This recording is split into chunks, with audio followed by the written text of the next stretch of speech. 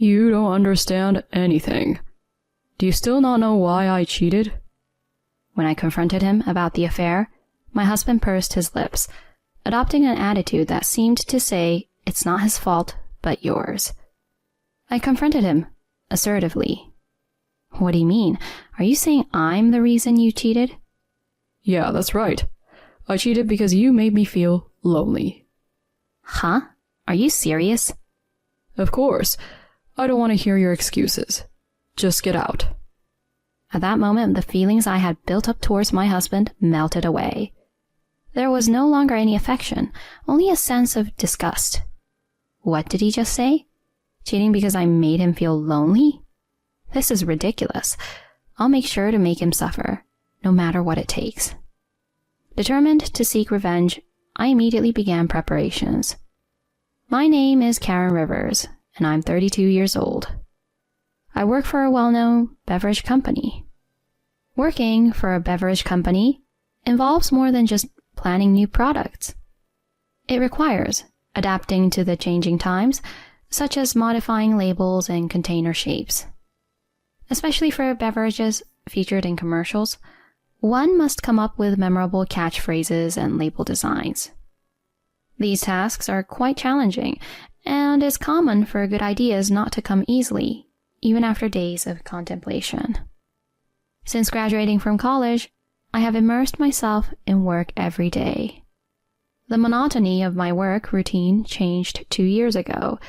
It all began with meeting my current husband, Taylor. I first met Taylor at a group blind date I was invited to by friends. I was not in the mood for it to begin with, and I was just drinking. But then he approached me. Would you normally talk to someone who is just sitting in the corner of the table drinking alcohol? He's an unusual person. I was thinking that. When we started talking, surprisingly, I naturally began to smile. We exchanged contact information, and the following month, as we went out for a meal together. After dating for a year, we started living together with the prospect of marriage. While my job keeps me busy, Taylor's company is small, so there's usually some flexibility in his schedule. That's why, whenever I come home, he's always there, ready and waiting with a meal. Welcome back, Karen. Dinner is just ready. You made it for me. Thank you. Karen, you're busy, so it can't be helped. It's something simple, so cut me some slack. Yeah. I'm really happy. Thank you so much. You're contributing a lot to our living expenses, so it's only fair. We had quite a difference in income, you know. This is because a few years ago, my project was successful, leading to a promotion. When we roughly disclosed our incomes before moving in together, there was about a threefold difference between my salary and Taylor's. So we decided to split the rent, and I covered utilities and groceries. While most of the living expenses fell on me, I didn't mind, because Taylor took the lead in steering our life together. Unlike me, who occasionally faced sudden overtime, Taylor reliably had weekends and holidays off. So on weekdays, he cooks meals and cleans the bath. On his days off, he would thoroughly clean the entire house. I, in turn, sometimes took on household chores to give him a break. In this way, we supported each other, smoothly navigating our cohabitation. Half a year after moving in together, Taylor proposed, and we got married. With the official status of a married couple, we decided to move to a slightly larger apartment. However, a problem arose at this point. There was a significant difference between the property Taylor wanted and the one I had in mind. Why not choose something in the middle? We're both about halfway between our workplaces. I showed him the floor plan of a certain property, but Taylor never nodded. Instead, he boldly pointed his smartphone at me and said confidently, So this place is definitely better. The rooms are spacious, and being on a higher floor is better, right? You misunderstood even the place I showed you? Isn't it good enough? Taylor, Even if we have children someday, your choice is too spacious. You just don't get it. You can never have too much space. Besides, Karen, you can wake up earlier, right? I'm not a morning person, so I want to live somewhere close to the office. What's that? It's not all about your convenience. I do most of the household chores, so it's fine, right? Karen, just focus on your work. Despite several discussions, my husband didn't budge an inch. Instead, he aggressively pushed his opinions. Since he was unyielding, we eventually moved to the property he suggested. It was a relatively small high-rise apartment, and the room he contracted was on the 7th floor. The rent jumped several times, visibly increasing our expenses. On top of that, he said, I want to get all new furniture and appliances. And I ended up buying everything with my own money. Initially, as before, we split the rent, and I covered utilities and groceries. However, around 3 months after the move, my husband's attitude gradually began to change. I'm home. One day when I returned from work, there were cup ramen containers scattered in the living room. Next to them, my husband lay on the sofa, looking at his phone. There was no usual greeting of welcome home. The room was quite messy, and of course, there was no meal prepared. Hey, Taylor, are you tired? When I inquired, he maintained his posture, merely shifting his gaze towards me. A discernible sigh escaped his lips, accompanied by a visibly weary expression on his face. Can't you see it? I'm tired, so I made such an easy meal, right? I see. Well, then I'll have cup noodles too. Huh? I bought that stock myself, you know. Huh? So am I not allowed to eat it? Even though I cover all the food expenses? Well, if that's the case, buy it yourself from the convenience store. Cup noodles are cheap with your salary, right? The somewhat prickly tone of his words caused irritation.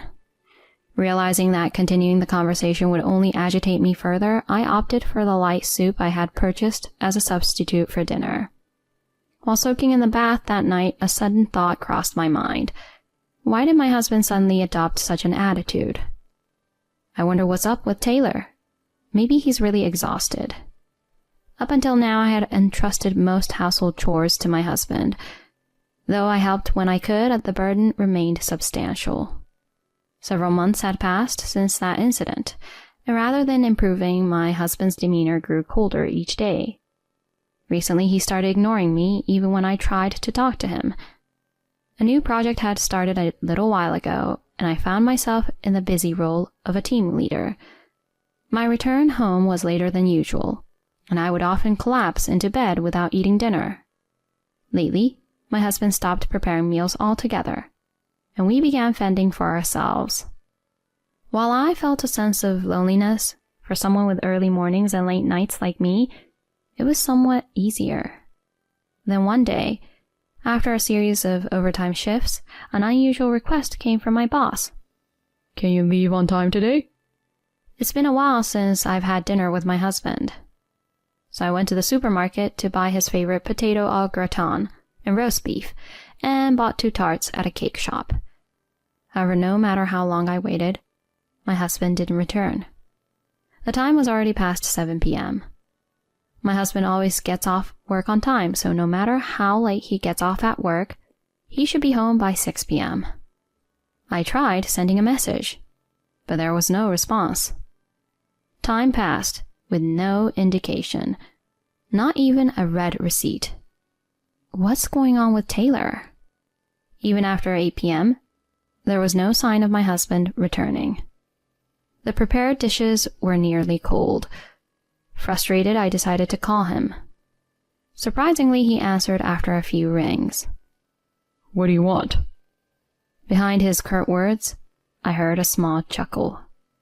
A bad feeling hit me, and I immediately pressed him for an explanation. Hey, where are you right now? Are you with someone? It doesn't matter where I am. You're probably working late too, so what's wrong with having a drink and coming home a bit late? I'm already home today. I left work on time. I even bought dinner. I've already eaten, so I don't need it. Bye. Wait a sec. Despite the conversation being far from over, he unilaterally ended the call. No matter how many times I called back, he didn't respond. My head was filled with discomfort. One thing was certain. My husband was somewhere with someone. Perhaps it was just a colleague, or a friend he hadn't seen in a while. But was this woman's intuition kicking in? I could sense he was hiding something in his tone and demeanor. So I decided to open my husband's room and started searching for something.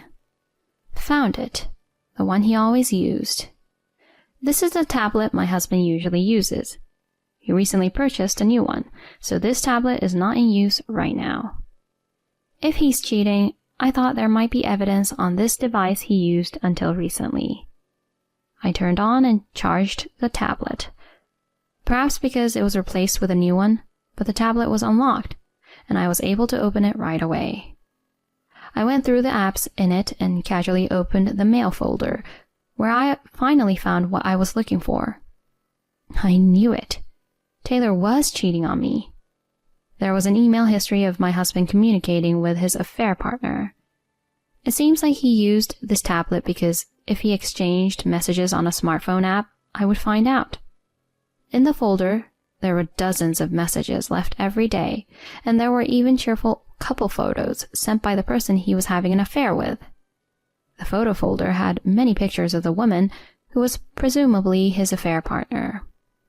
I went back in the email exchanges, which dated back to about 4 months ago. The change in my husband's attitude began right around that time. It was a mystery why he suddenly became cold to me, but the mystery has finally been solved. Considering the timing, it's probably accurate. In that moment, anger began to shake my body uncontrollably. My hand, gripping the tablet, tightened as if to say, "Is this not enough?" Unbelievable. To think he was cheating just as his attitude suddenly turned sour. I decided to wait for my husband's return and confront him with the truth. After 11 p.m., my husband finally returned, and I immediately pressed him for answers. Hey, what's going on? Were you cheating? Huh? What the hell? All of a sudden, you're saying random stuff without any evidence. I do have evidence. Look. I presented the evidence I found on the tablet to my husband. He seemed surprised for a moment, but then started laughing. You really don't understand anything. Don't you get why I cheated? It's because you made me lonely. My husband looks at me like I'm an idiot, his mouth agape. He acted as if it was not his fault and that it was my fault. I forcefully confronted my husband with this. What do you mean? Are you saying it's my fault you cheated? Yeah, that's right. I cheated because you made me feel lonely. Huh? Are you seriously saying that? Obviously. I don't want to hear your excuses. Just get out and stop bothering me. My husband took out a pre-filled divorce form from his bag, slammed it on the living room table, and had a triumphant smile. In that moment, all the feelings I had built up for my husband quickly faded away. There was no love left, only a strong sense of disgust. What did he just say? I cheated because you made me feel lonely? This is ridiculous. No matter what it takes, I'll make sure he pays for this. With revenge on my mind, I turned to my husband and told him in no uncertain terms. I understand. Then I'll just take my personal belongings and leave. Fine. Do as you please. With this, I can finally live with my girlfriend. In return, give me just 1 week. I need to find a new place. Whatever. I'll stay at my girlfriend's place for about a week, so make sure you're out by then. My husband left our home with a bare minimum of belongings. I, on the other hand, also immediately began preparing. Of course, it's not just about moving. I decided to take everything in this house, meaning all the furniture and appliances I purchased with me. On that day, I packed up some of my belongings, and the next day I contacted the moving company. After signing a contract for a monthly apartment for temporary stay, I left home. 2 days had passed since I moved into the monthly apartment. We had already submitted the divorce papers, and we were complete strangers now. On this day, as I was having a dinner alone, my phone rang. I had anticipated it, and as expected, it was a call from my ex-husband. "Hello," he exclaimed as soon as I answered. Hey, what the hell are you doing? "What's wrong? Why are you so worked up?" Don't play dumb. Inside the house, why is there nothing left? Huh? Didn't I say it? I'm taking my personal belongings with me. All the furniture and appliances in that house were purchased by me, right? So, is there a problem with me taking them with me? What? What the hell is that? Since you're the one leaving, it's normal to leave that kind of stuff behind, right? What do you think I invited her for? He probably intended to show off in front of his girlfriend. However, the house was now practically empty. Just imagining his face at that moment made me want to burst into laughter. Despite my desperate effort to hold back laughter, Taylor continued. Hey, you hear me? Just give it back. That's mine. Give it back? After receiving living expenses from someone and even cheating, how can you say such a thing? I'll let you know. I'll definitely claim alimony as my rightful compensation. What? Alimony? Why would I cheated because it's your fault. My fault? Made you feel lonely? Don't be ridiculous. We got married knowing my job was busy. In my own way, I valued our time together as a couple. You're the one who betrayed that, no one else. When I made that accusation, Taylor stumbled over his words, realizing that continuing further was a waste of time. As if to clear away all the resentment built up until then, I unequivocally declared, "Do you understand? This situation is entirely because of your actions. I don't want to hear complaints from a man who cheats. Don't ever involve yourself with me again. You and your affair partner can go to hell together for all I care." Karen, wait, Without waiting for his response, I hung up and erased his contact information. It was the moment when the grudge within me finally disappeared. Afterward, I consulted a lawyer and claimed from my ex-husband and his affair partner. The affair partner apparently promptly paid me in a lump sum and then smoothly parted ways with Taylor. As a result, my husband became emotionally and mentally unstable. What befell him in the aftermath was a demand for rent payment. Oh, that high-rise apartment. Taylor insisted on putting everything in his name, saying he wanted to be a supportive husband. In other words, all bills are addressed to him. Up until now, the rent has been split 50-50, but from now on, he will have to pay all rent and utilities. He can't possibly afford the rent for that house with his limited income. Of course, given the circumstances of the divorce, he can't expect any support from his parents either. With no other options, Taylor moved to a small apartment and now seems to be making ends meet with a part-time job. On the other hand, as for me, I've successfully rented a new place near the company, and the moving process is completed. The shorter commute has given me more free time in the mornings and evenings, and I'm able to spend my time more meaningfully. Although my marriage ended in failure, I have no regrets. My career has been successful enough. I hope to continue enriching my life and strive for self-improvement every day.